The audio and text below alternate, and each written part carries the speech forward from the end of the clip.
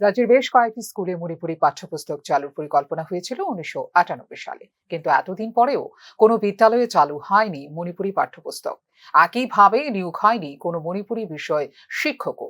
সার্বিক বিষয় নিয়ে সংখ্যালঘু ভাষা দপ্তরের অধিকর্তা অফিসে ডেপুটেশন দিল ত্রিপুরা মণিপুরি ছাত্র যুব সমন্বয় কমিটি।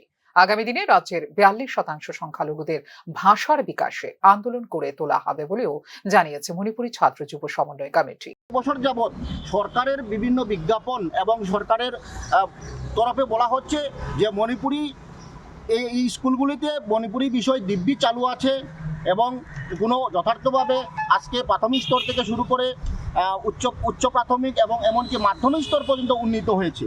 কারণ এই যে একটা মণিপুরি শিক্ষার যে একটা প্রহসনে টোটালি পরিণত হয়েছে এবং এই প্রহসনকে স্বতঃসিদ্ধ করার জন্য আজকে সরকারের পক্ষ থেকে বেশ কিছু পাঠ্যপুস্তক ছাপিয়ে মণিপুরি তথা আমাদের জনগণকে একটা বিভ্রান্ত করে দেওয়া হয়েছে। তার বিরুদ্ধে আমরা প্রতিবাদ জানাচ্ছি এবং আজকে 1998 সালে সরকারের যে ঘোষিত স্কুলগুলিতে কেন আজ পর্যন্ত একজনও বিষয় শিক্ষক নিয়োগ করা হয়নি, তারপরেও সরকার কোন মুখে বলছে যে মণিপুরি ভাষা দিব্যি চালু আছে। তাই